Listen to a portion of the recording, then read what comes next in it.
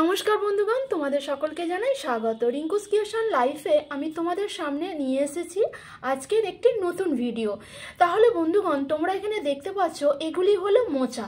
সুন্দরভাবে কেটে ছাড়িয়ে ভালোভাবে ধুয়ে রাখা হয়েছে। দেখো কিভাবে বানাতে হয় তা তোমাদের কাছে এই রেসিপিটা আজকে তুলে ধরবো। তাহলে বন্ধুগণ চলো দেখে নেওয়া যাক। চলো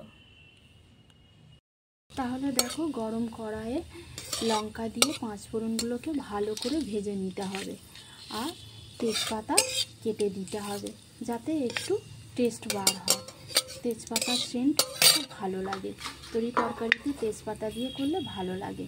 ভালো করে গরম তেলে একটু নেড়ে চেড়ে নিতে হবে। তারপর আলু পেঁয়াজগুলোকে এর মধ্যে দিয়ে দেবো। একটু লালচে হয়ে গেছে, দেখো এবার আলু পেঁয়াজগুলোকে দিয়ে দেবো।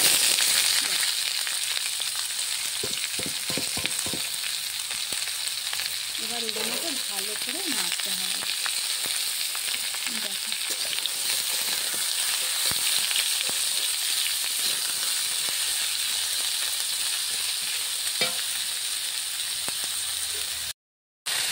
দেখো এগুলো ভালো করে ভাজা হচ্ছে। এবার একটু লবণ ছড়িয়ে দেবো স্বাদ মতো।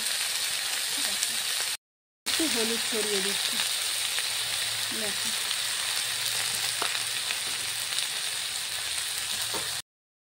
এবার এর মধ্যে বেগুন দিয়ে দেবো। দেখো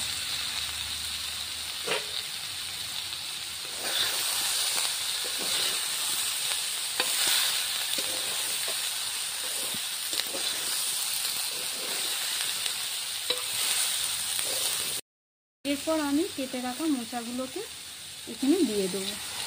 এই বেগুন আলুর সঙ্গে আমি এগুলোকে মিশিয়ে দেবো। একটু ঘি অ্যাড করে দিচ্ছি। দেখো একটু ঘি অ্যাড করে দিচ্ছি,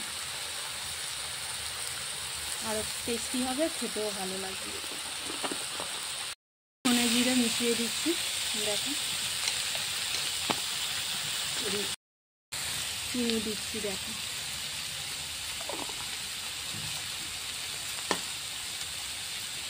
এবার জল দিয়ে দিলাম। দেখো জল দিয়ে ভালো করে একটু সিদ্ধ হবে এর মধ্যে। একদম পুরোপুরি সেদ্ধ হয়ে গেছে দেখো রেসিপিটা। এবার আমি একটু গরম মশলা ছড়িয়ে দেবো। দেখো দেখো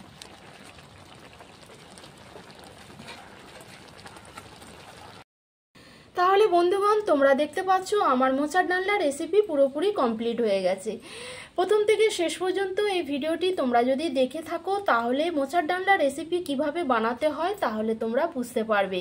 ভিডিওটি যদি তোমাদের কাছে ভালো লেগে থাকে তাহলে একটা লাইক শেয়ার কমেন্ট করবে অবশ্যই, আর পাশে থাকা বেল আইকনটি প্রেস করবে যারা আমার নতুন বন্ধু চ্যানেলটিকে সাবস্ক্রাইব করে নেবে। তাহলে নতুন নতুন ভিডিওর নোটিফিকেশান সবার কাছে পৌঁছে যাবে, মিস হবে না। সবার আগে তোমাদেরকে বলবো তোমরা ভালো থেকো, সুস্থ থেকো আর সুন্দর থেকো। ধন্যবাদ আনতে।